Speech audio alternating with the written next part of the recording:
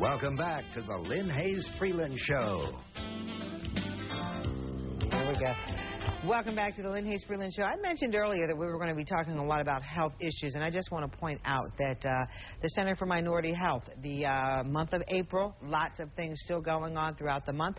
So check out their website at the Center for Minority Health so you can find out more information. But we're going to shift gears all together now and move to something a little lighter, if you will, than health issues.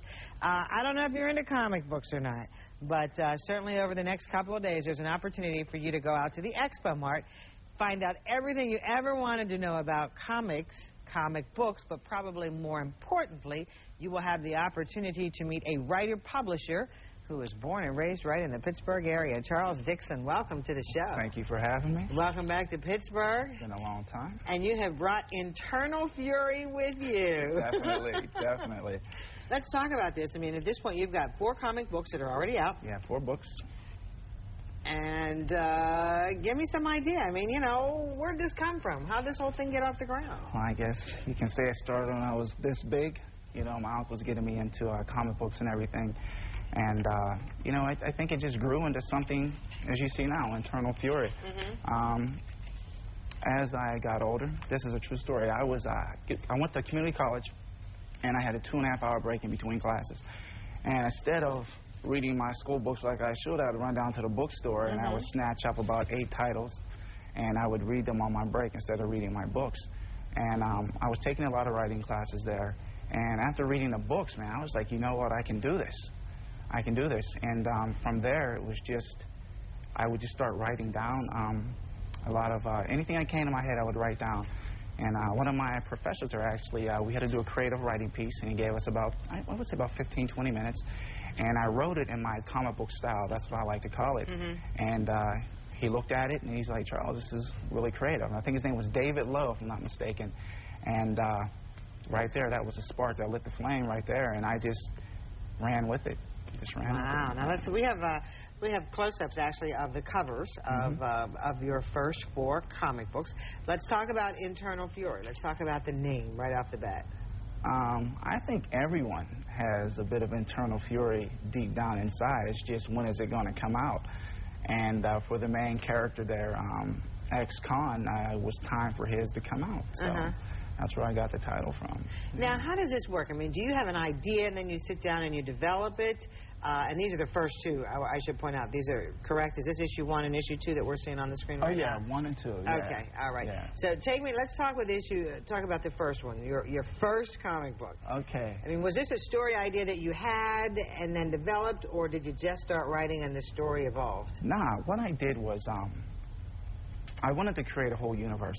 Because if you come in, because a lot of people are like, oh, you know what, I got a character, I have a story, and then after they do the first book, it's like, well, what's left to write on? So what I did, I built a whole universe, you know what I mean? It's just like everyday walking people, but it's the Vexed Comics universe. That's what I like to call it. And I would take any idea that came to my head, whether it was good or whether it was bad, and I would just write anything and everything down. And although I can't draw, I can see things, and it's weird how it happens. I can take my thoughts and I can put them down on paper, and a lot of people have trouble doing that. But like you can take an artist or an illustrator, they can draw, but it's hard for them to put the ideas down on paper. I can take them and direct them on how to put it down on paper, from start to finish. Okay, yeah. and you know, I mean, this is what I want. This is how he should look. I know exactly. I think sometimes I'm very strict on what I want, but I know what I want. And it's like, I have no problem saying, hey, you know, that's not what I want, and you're going to have to do it over. But I know exactly what I want, from the facial expressions to the fight scenes, everything, down to the clothes, the shoes, you name it. I know exactly what I want on a character. And all of that then speaks to creating that world, that universe that you talked about. Definitely.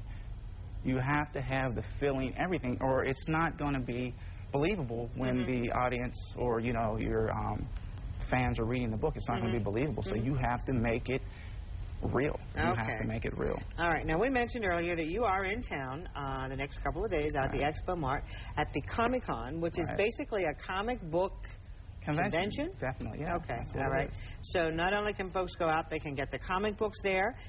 They can get everything from this collector's... The CBT. Is that what this is, That's CBT? What it is. Brand new, on the market, only by Vexed Comics. You will not get that anywhere else. That's an exclusive. And okay. They are limited, so they're going fast, so, you know, snatch it up fast as you can get it. Now, should we ask you about this name, Ex-Con? Ex-Con, yeah. Ex-Con. Well, it fits the story. You know what I mean? As you can see, he was in prison, and I felt that the ex-con did go with some of the undertones of the story. Okay. Yeah. All right.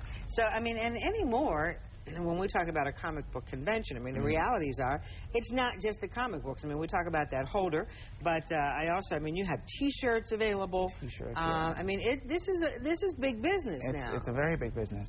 And these are T-shirts, pretty much. I mean, I guess the whole idea is to get folks caught up in this universe. Definitely. And they want all of the related paraphernalia. Right. I mean, if they have something they can connect with, they'll definitely, they're loyal fans. And if you give them what they want, and that is good comics, they will stick with you. Yeah. Now, you not only created this world, this character, this world, you also publish your comic books as well? I self-publish. Now, how unique is that? It's very unique. What I learned through a lot of trial and error, actually, is that I mean, I'm not trying to deter anyone, but if you try to go through like other people, it's tough. Your work will get watered down. You might create something, and by the time it gets juggled through everyone's hands, it's not the same thing as you started. And like I said, I know what I want, and I have to be in control, so I know that what I'm creating is what the actual people are going to get. Now, how do people know about you? I mean, how do they know about the series? I mean, because I'm imagining, I mean, you look at here's the bottom line. My son, who was never particularly interested in comic books, however, if he saw this cover, he's there. Right. How do people know about you? Well, I got Other than, of course, the Lynne Hayes-Freeland show. Right. I got my start in New York City, actually, doing the shows. The Big Apple Con was the first show I did back in 2003, and it's just word of mouth. And then you self-promote yourself.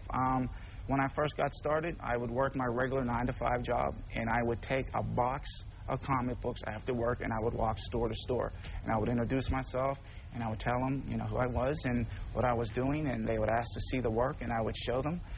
Some would take them, you know, and some wouldn't. But then, after I did the show, it was funny. The people would actually go to the stores and ask for the books. They would ask for the books. And then I get a call. Hey, Mr. Dixon, you know, we like your books. And, you know, I'd go down to the store. Hey, I told you so. You know, you should have picked them up. There you go. You could have been first. Yeah. So, I mean, what's down the line for you, Charles Dixon? I mean, what do you see on the road ahead? Well, I definitely want to get this made into an animated film. Oh, okay. Yeah. All right. Definitely animated film. And how difficult is that? I mean, same kind of thing? You're out here trying to sell the concept? The thing is, I mean, you can try to sell it, but if it's good enough, people will come to you. People will come. Because they always want fresh, new ideas. Okay. Yeah. All right. Very good. You know, we're going to take a commercial break. When we come back, we're going to tell folks how they can, if they can't get out to the Expo Mart this weekend, but we're assuming that they're going to be lining up at the door saying we want to see Charles Dixon's work. But we'll tell folks how they can get more information, how they can utilize the Internet to not only access the comic books, but the shirts and all the related goods. So don't go away when the Lynne Hayes-Freeland Show continues. Don't go away. The Lynne Hayes-Freeland Show will return in a moment.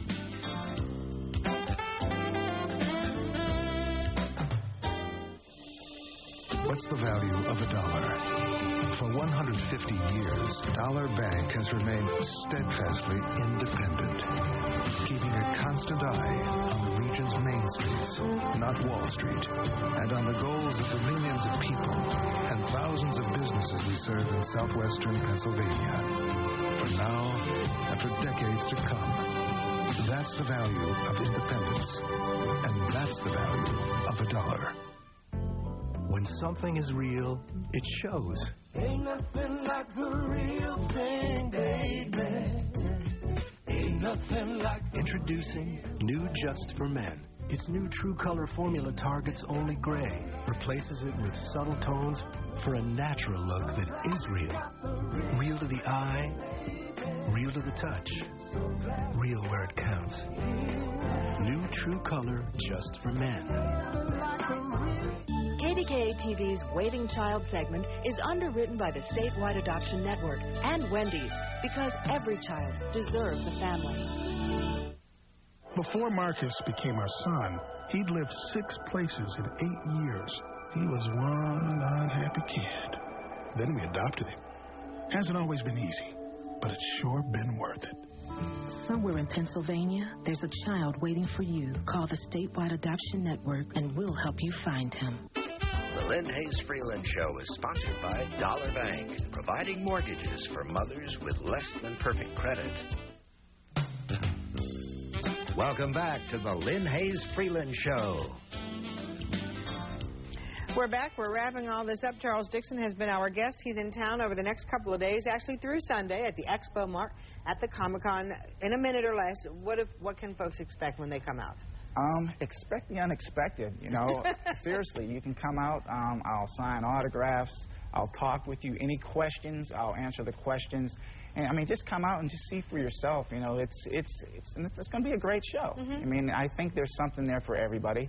You know, and I would say come and see for yourself, and you have a great time. There you go. And it's an opportunity for us to be proud of one of our own. It's always great to see a native Pittsburgher come back and be a success. So we give you hats off. Congratulations. For folks who don't get out to the Expo Mart, you have website. They can always go to your website. Give us that information. It is www.vexedcomics.com, and you can pick up the books, shirts, the soundtrack to the book. The soundtrack. So how does this work now? I mean, the soundtrack, do I listen to this while I read the books or what? Actually, I suggest you do that. Okay. Yeah, because there's a message in there. So, yeah, definitely. All right. Yeah. Thanks so much for joining us today. Lots of good information. Me. Get out to the Expo Mart. We'll see you next week.